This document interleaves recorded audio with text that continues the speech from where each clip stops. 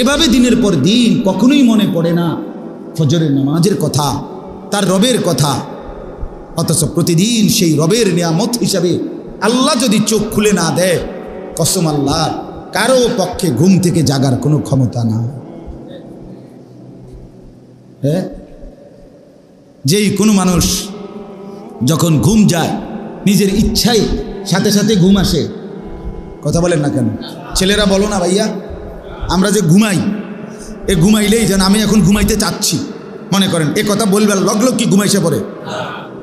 তো কারো আধা ঘন্টা, কারো 20 মিনিট, কারো 10 মিনিট, কারো 5 মিনিট, কারো 1 ঘন্টা, কারো সারা রাইতেও কি আসে না, ঘুম আসে না। এই পাশ ওপাশ করে, এই পাশ ওপাশ করে। তো আল্লাহর যখন ইচ্ছা হয়, আল্লাহ কোনো এক মিনিটে, কোনো এক ফাঁকে কখন যেন আল্লাহ আমার চোখে ঘুম দিয়া দেয়। ঠিক কি না বলেন? তাহলে বোঝা গেল ঘুম আমার ইচ্ছা মতো আসে না, তাহলে বোঝা গেল ঘুম থেকে জাগা আমার ইচ্ছা মতো হয় না।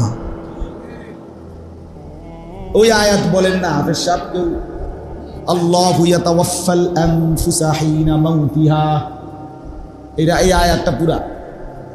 মানুষ যখন ঘুমায় আল্লাহ বলছে 2 হালাত হয়, আমি বান্দার রুহু তুলে নেই, তুলে নিয়ে কাউকে আর রুহু ফেরত দেই না। আর ওয়ায়ুরসিলুল উখরা ইলা আজালিম মুসাম্মা, কোন রুহকে আমি একটি নির্দিষ্ট সময়ের জন্য আবার তার দেহের মধ্যে ফেরত দেই ঘুমের উঠার সময়। আল্লাহ বলছেন ওয়ায়ুরসিলুল উখরা ইলা আজালিম মুসাম্মা, আল্লাহ বলেন আমি ফেরত দেই। মানুষ যখন ঘুমায় তো রুহ কি হয়ে যায়? সরে যায়। এই জন্যই তো মানুষের স্বপ্নে দেখে, দেখেন না, শরীর এখানে কিন্তু রুহু কি করে? গোরে। এবার ঢাকা সিটাং ঘুরা, লন্ডন আমেরিকা ঘুরা। ওই যে একজনে কৌতুক কইছে যে কয় ঘুমের মধ্যে দেখছে বিশ্বকাপ খেলতে আছে, এরপরে খেলতে খেলতে খেলতে খেলতে একটা গোল যে দিছে, একটা শট দিছে, ডাইরেক্ট গোল পোস্টে ঢুকছে, গোল মানে ডাইরেক্ট গোল, গোল পেয়ে যে শিক্ষার দিয়ে উঠছে, উঠটা দেখে যে পাটা মশারি ছিদ্র করে, মশারি ছিঁড়া, ওই যে গোল দিছে, মশারির কোনা ছিঁড়ালাইছে। কত বড় গোলটা দিল, কি চিন্তা করছে?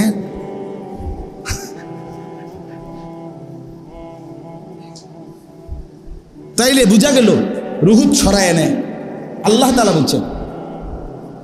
এরপরে আল্লাহ বলেন আমি আবার নির্দিষ্ট একটি সময়ের জন্য আবার আমার বান্দার রুহুটা ফেরত দিই, ফলে সে জেগে ওঠে।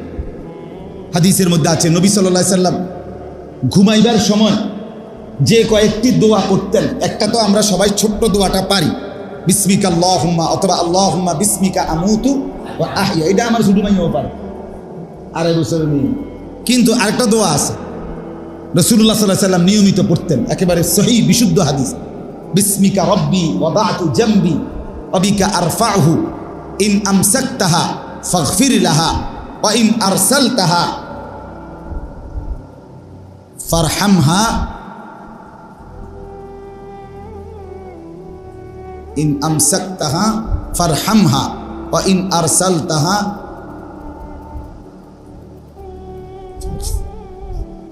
ফাহফাজহা বিমা তাহফাজু বিহি ইবাদাকাস সালিহিন আল্লাহুম্মা কিনি আযাবাকা ইয়াওমা তাবআসু ইবাদাক। এই দোয়া। তো এখানে একটা কথার অর্থটা হলো এই, নবীজি সাল্লাল্লাহু আলাইহি সাল্লাম বলতেন, আল্লাহ আপনার নামে কাত হইতেছি, আপনার নামে কি হইতেছি? কাত হইতেছি। বিসমিকা রব্বি, হ্যাঁ, ওয়াদাতু জামবি, আমি আমার 500টা আপনার নামে রাখলাম, কোথায়? বিছনায়। অবিকা আরফাউহু, আপনার নামেই আবার জেগে উঠব, অর্থাৎ যদি আপনি জাগান তো আপনার নামেই আমি আবার কি উঠবো। তবে এই নবী তখন বলতেন, আল্লাহ যদি আপনি আমাকে আর ফেরত না দেন রুহু, তো মাফ করে দিন, আর যদি ফেরত দেন আপনার নেককার বান্দাদের সঙ্গী বানায়। ইন আমসাকতাহা, যদি আমার রুহুটা ধরে রাখেন আর না দেন তো ফাগফির লাহা, এটা কি করে দিয়েন? আমারে মাফ করে দিয়ে। আর ওয়া ইন আরসালতাহা, যদি ছেড়ে দেন, ফাহফাজহা বিমা তাহফাজু বিহি ইবাদাকাস সালিহিন, আপনার নেক বান্দাদের সাথে আমার রুহুটাকেও হেফাজত করি। তাহলে কি বুঝাইছে নবীর দ্বারা? প্রত্যেক মানুষ ঘুমের মাধ্যমে তার রুহু কি হয়ে যায়? আলাদা করে ফেলে আল্লাহ। আল্লাহ ইচ্ছে করলে আবার ফেরত দেয়, ইচ্ছে না করলে কি করে? রেখে দেয়। যুবক ভাই বলেন, আপনারা বলেন, বাপ বলেন, এই চোখ যদি আর না মেলে, এই ঘুম যদি আর না ভাঙ্গে, কে জাগাবে? কে? দিনের পর দিন, মাসের পর মাস, সপ্তাহের পর সপ্তাহ কোনো দিন ফজরের নামাজ পড়ে। আজকে নিয়ত করেন, একটা ভালো, গরমের মধ্যে বেশিক্ষণ দেরি করার দরকার নেই।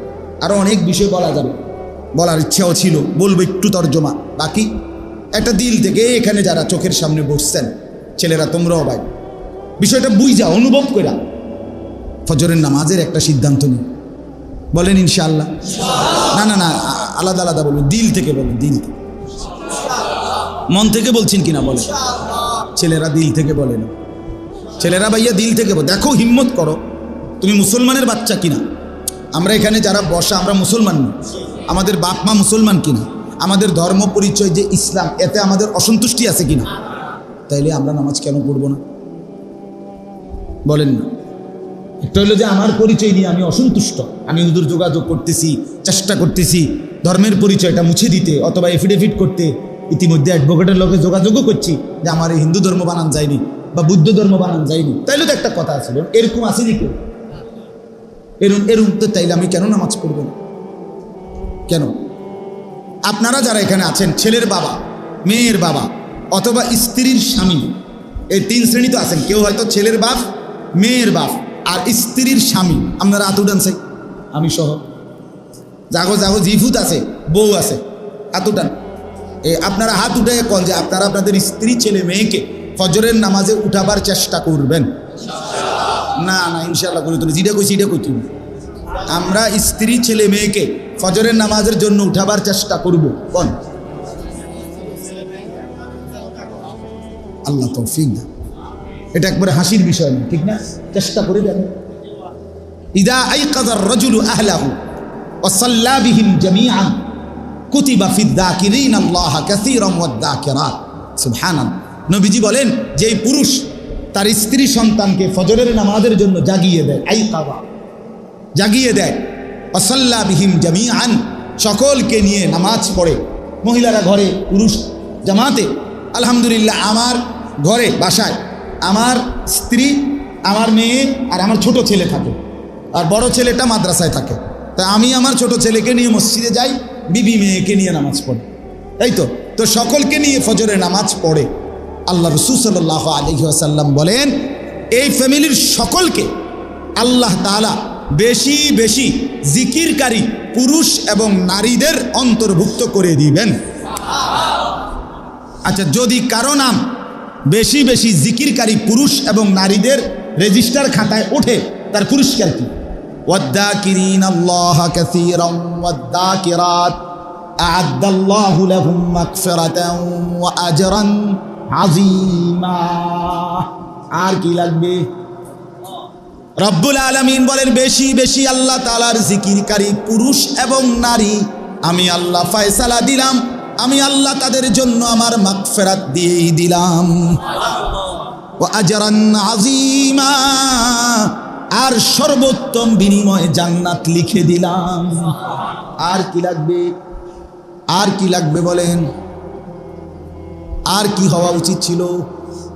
আপনার বউ বাচ্চা আপনাকে আল্লাহ মাফ করে দিবে, আর আপনি আমি ফ্যামিলির সদস্যদেরকে জান্নাতে দিয়ে দেবে। কি মজাটা হবে! আল্লাহ কোরআনে বলেন, হাসরের ময়দানে আল্লাহ যেই স্বামী স্ত্রী নেককার ছিল, আল্লাহ তাআলা সরাসরি ডাক দিয়ে বলবেন, উদখুলুল জান্নাতা আনতুম ওয়া আজওয়াজুকুম তুহবারুন। সুবহানাল্লাহ। আল্লাহ বলবেন, বান্দা তুমি তোমার স্ত্রীকে সাথে নিয়ে হাসতে হাসতে জান্নাতে ঢোকো। গলাগলি করে, হাত ধরাধরি করে, জামাই বউ ঢোকো। আনতুম ওয়া আজওয়াজুকুম, স্বামী স্ত্রী দুজনে জান্নাতে ঢোকো। কি মজাটা হবে! হ্যাঁ, জান্নাতে গিয়েছে, তার বিবিকে হারাবে, সে জান্নাতের 70,000 হুর পাক না, কিন্তু সেই বিবির কথা কি মনে পড়বে না? মনটা কি তখন কষ্টে ভরে যাবে না? হায় আমার দুনিয়ার হায়াতের সেই সঙ্গিনী, সে আজ জাহান্নামে। যে স্ত্রী জাহান্নামে যাবে, জান্নাতে যাবে, স্বামীটা জাহান্নামী হবে, সে কি মনে পড়বে না স্বামীর কথা? হাদিসে তো স্পষ্ট আছে, হাসর জান্নাতের মধ্যে জান্নাতের হুর আর দুনিয়ার নারী যারা জান্নাতি তার মধ্যে মধুর বিতর্ক হবে, শেরে শেরে, কবিতায় কবিতা। এটা হাদিস। ওরা মানে তর্ক করবে কে উত্তম, জান্নাতের হুরেরা উত্তম নাকি দুনিয়ার নারী যে জান্নাতি হয়েছে সে উত্তম। শেষ পর্যন্ত প্রমাণিত হবে দুনিয়ার যেই নারী জান্নাতি হয়েছে সে কোটি কোটি হুরের চাইতে লক্ষ কোটি গুণ বেশি উত্তম। হ্যাঁ, তোমারে তো আল্লাহ তাআলা গুনাহ নাফরমানি আর পরিবেশের মধ্যে দেয় নাই। আমারে তো আল্লাহ তাআলা এমন এক পরিবেশে দিছিল যেই পরিবেশের সব নারী ছিল বেপর্দা, সবাই বাজারে বাজারে ঘুরত। আমি সেই সময়ে কষ্ট করে নিজের ইজ্জত আব্রু পর্দা হেফাজত করছি।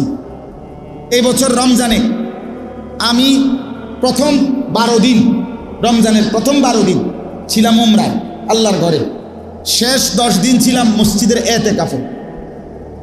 আমি আমার বিবিরে কতদিন বলছি যে তুমি একবারের জন্য, আমার খেয়াল ছুটে গেছে ঠিক আছে, বাচ্চাদের জন্য হোক, তোমার জন্য হোক, মেয়ের জন্য কোনো এক ফাঁকে অল্প একটু রাত্রে গিয়া তারাবির পরে যাও, ক্যান্টনমেন্ট দোকানপাট এখন মার্কেট খোলা থাকে, তুমি কোনো একটা কিছু কিনা নিয়ে আসো। আমি তো সময় পাইলাম না, এদিক দিয়ে গেল গা উমরা, ওই দিক দিয়ে গেল গা এতেকাফ, তুমি যাও।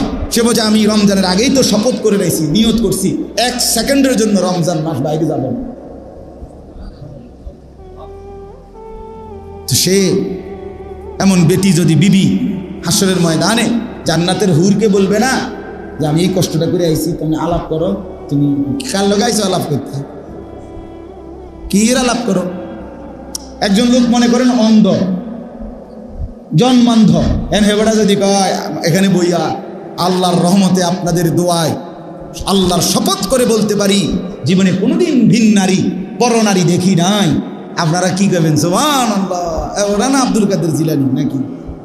বেটা কি এর আব্দুল কাদের জিলানী? হ্যাঁ বেটা তুই তো চোখেই দেখো না বেটা, তোর কি বেগানা নারী কি তার এগানা নারী কি তার, ঠিক কিনা বলেন না কেন? এখানের মধ্যে বেটাগিরি কি আছে এখানে? তুমি তো চোখেই দেখো না। কিন্তু যার চোখে দেখার পুরা সামর্থ্য ছিল সে দেখে নাই, চোখ নোয়াইছে, সে বলতে পারবে এটা আমার কষ্টের বিষয়, মেহনতের বিষয়। তাইলে এটা পুরস্কার বেশি না? এই জন্য দুনিয়ার স্ত্রী যদি জান্নাতি হয়, নারী জান্নাতি হয়, জান্নাতের 70,000 না 70 কোটি নারীর উপরে যা দুনিয়ার নারী হবে সর্দার। সর্দার। যাই হোক, কথার প্রসঙ্গে আমরা অন্য কথা লম্বা করে বলে ফেললাম।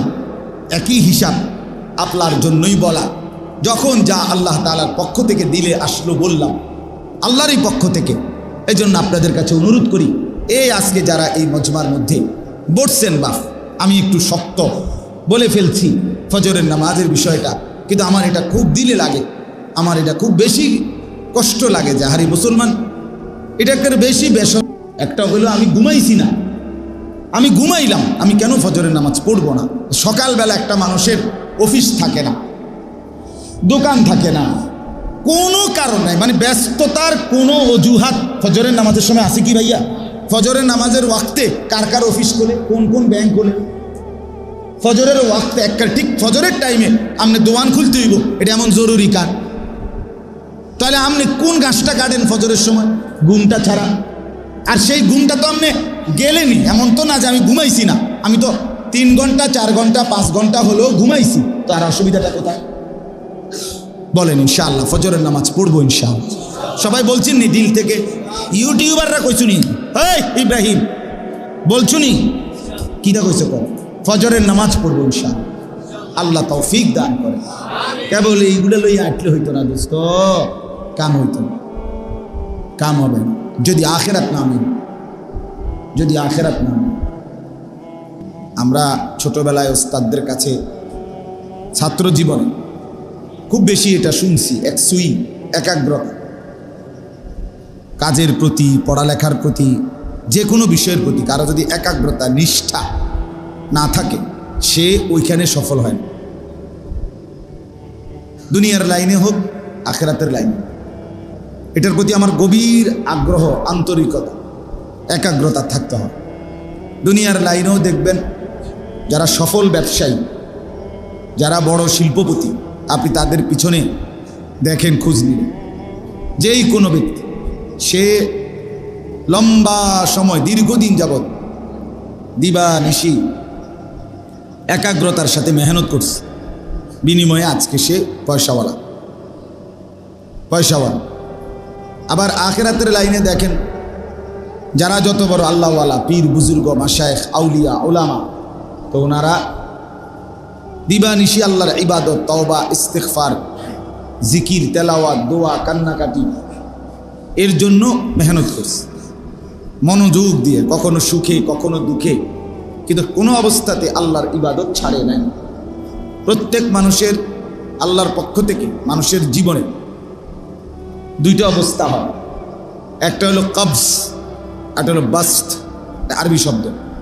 অর্থাৎ কখনো কখনো আল্লাহ তাআলা বান্দার দিল সংকুচিত করে দেয়, এজন্য তখন বিষণ্ণ ভাব লাগে, অস্থিরতা লাগে।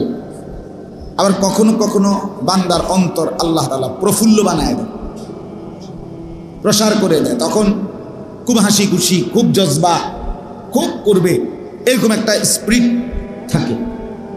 একজন মুসলমানের জন্য নিয়ম হলো, আমার দিলের অবস্থা যখন যেরকমই হোক না কেন, আমি আমার আল্লাহর ইবাদত আমার ছাড়া যাবে না। মন ভালো থাকুক বা না থাকুক, সেজদা আমাকে দিতেই হবে। সংসারে আমার হাজারটা বিপদ থাকুক, আবার এই মুহূর্তে সংসার খুব হাসি খুশি চলুক, নামাজ আমাকে পড়তেই হবে, আল্লাহর বন্দিগি আমাকে করতেই হবে। এটাকে বলে মুমিন। এটা ইখলাস, এটা নিষ্ঠা, এটা একাগ্রতা, এটা মনোযোগ, এটা ধারাবাহিকতা। এটা দুনিয়ার লাইনেও মানুষকে সফল বানায়, আখিরাতের লাইনেও মানুষকে সফল বানায়। আমরা ছোটবেলায় ওস্তাদদের মুখে শুনছি, ফামান তালাবাল উলা সাহারাল লায়ালি, যে উচ্চে উঠতে চায়, বড় হতে চায়, তাকে বহু রাত জেগে থাকতে হবে, বিনিদ্র রাত তাকে জাগতে হয়। তার মানে ধারাবাহিক বহুদিন মেহনত করতে। আমার এই ছোট্ট জীবনে আমার মনে আছে, এগুলো বললে এখন আর সারা রাত লাগবে। আমি 2005 সাল থেকে কম বেশি আল্লাহর কথা বলার আল্লাহ তৌফিক দিছেন। তা আজকে 2024 সাল, কথা বুঝছেন, প্রায় 19 বছর। এই 19-20 বছরের ভিতরে কত সুখ, কত দুঃখ, কত প্রাপ্তি অপ্রাপ্তি, আনন্দ বেদনা জমা আছে, এগুলো বললে সারা রাত লাগবে। বুঝলেন? পায়ে হাইটা, সাইকেল দিয়ে, রিক্সা দিয়া, বেবি ট্যাক্সি দিয়া, সিএনজি দিয়ে, মোটরসাইকেল দিয়া, প্রাইভেট কারে, সব রকম বাহনেই ওয়াজ মাহফিলে গেছি, কষ্ট করছি, আইসি গেছি, 2.5 ঘন্টা 3 ঘন্টা হাইটা মাহফিলে গেছি, 3 ঘন্টা 3.5 ঘন্টা বয়ান করছি, আবার 2.5 ঘন্টা 3 ঘন্টা এই ঠান্ডা কুয়াশার মধ্যে রাতে হাইটা আসছি। অনেক দিন, একদিন জীবনে, এটা না, কমপক্ষে 3-4 বছর হবে রিক্সাত করে মাহফিলে গেছি, আসছি। ঠান্ডা, এখন না গরম সিজন, তা আমাদের দেশের মূল মাহফিলগুলো তো হয় শীত সিজন।